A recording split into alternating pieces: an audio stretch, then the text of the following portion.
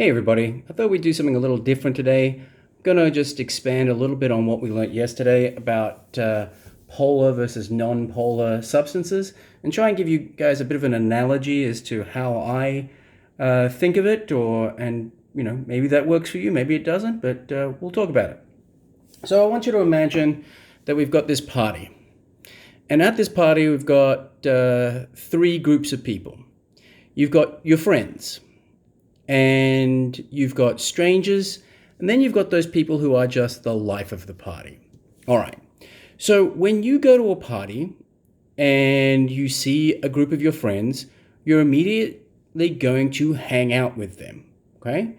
So let's say that we've got a group of strangers. Now, these strangers don't necessarily not like each other. They've just never met each other before, so they don't have any connections with each other. Your friends over here have tight connections with each other. They're very close to each other. They know each other. So when we introduce them into a party situation, the friends...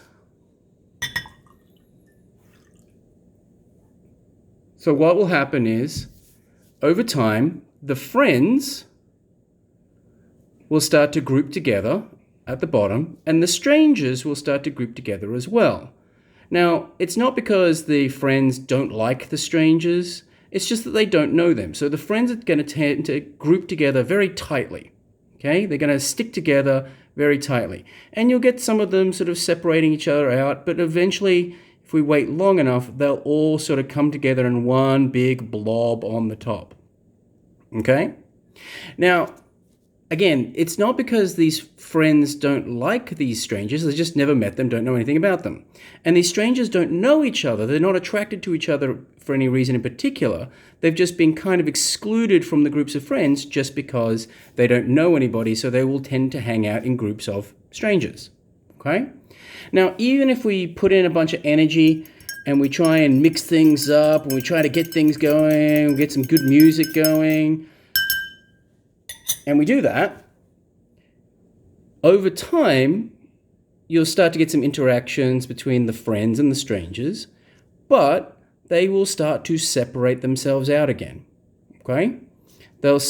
Once everything calms down a little bit, they'll start to separate themselves out again. You can see the bubbles of our strangers starting to coalesce and the friends at the bottom starting to coalesce as well. Now, this is what's going on with our polar and non-polar substances. Polar substances have bonds. So a polar substance is some molecule. I'll give you the example here of water, where one part of it has a negative charge and another part of it has a positive charge. Because of this, other water molecules will tend to stick to it. So let me see if I can just get that out of the way for a moment. If I had another water molecule in here, it would stick to this one by arranging itself like this. Okay? The positive goes to the negative, they cause a connection with each other, the negative goes to the positive, and so on. So they'll tend to hook up and hang out together. Now, our strangers here are our non-polar substances. Let's give you an example: carbon dioxide. This end of carbon dioxide is equal to this end of carbon dioxide, so there's no real attraction to them, okay? They're not, this end and this end have no difference. There's no positive at this end, no negative at this end. So they're non-polar. Now, will they be attracted to the water? Well, no, because the water is going to be attracted to other waters because they have this positive and negative charge. So our strangers, or our non-polar substances, aren't necessarily attracted to other non-polar molecules, but what they do is they hang out together because they're not attracted to anybody anyway. People who are attracted to each other will hang out with each other. People who aren't attracted to each other will kind of clump together because they're the leftovers. There's what's remained. They're what's on top here. Okay? Then we've got this last category, and we are not going to go into this category really at all. We never usually talk about it, but I think it's interesting to do like a little experiment with it to show you what's actually happening here. We have this amphiphilic substances. These are the life of the party. Now, what does that mean? Well, it means that they tend to be big molecules. So just imagine a long chain of whatever. And on one end of it, it's nonpolar. So it will hang out with these things over here. But down the other end of it, you might have a section of it where part of it is very positive and part of it is very negative. So what does that mean? Well, it will hang out with the non-polar stuff, but it also will make connections with the polar, let's say water over here. That's negative, that's positive. So it'll make connections with both the non-polar stuff over here and the polar stuff. So what does that look like?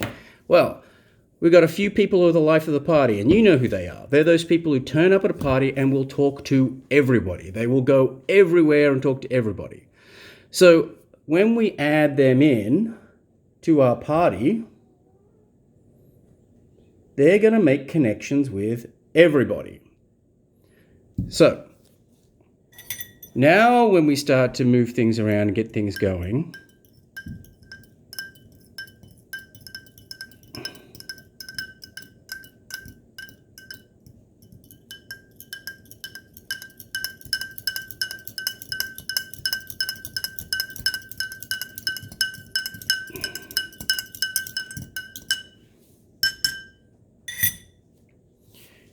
they're not coming back together again.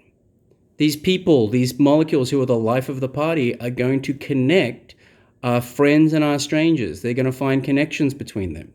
Now, you'll notice, if you're paying attention, that the bottom of this is still a dark blue and the top of it is still like that yellowy color that we had before. This is because of the density of the two different fluids, because the water I'm using and the oil have very different densities, so they'll tend to stack anyway. If they had the same density, this would be much closer together, much more integrated, but you see that there's not this big bubble forming at the top anymore. We're not getting that large bubble connection that we got in the first circumstance. So that's basically the breakdown. Polar objects will stick to polar objects. Non-polar objects will stick to non-polar objects. And your amphiphilic objects will stick to both water and non-polar. Now, what was I using here? Our friends were water. Our strangers was oil, just regular vegetable oil. And our life of the party was detergent. Looking at this, why is it important you use detergents when cleaning things? Why are we using detergents to clean things? That's the question I'm going to leave for you guys today. Drop it in the comments at the bottom and let me know what you think. I hope you're having a wonderful day. Enjoy your Friday. Enjoy your weekend. Miss hanging out with you guys. I hope you found this interesting. If you didn't, sorry, but I thought I would do something different for a change. Hope you have a wonderful day.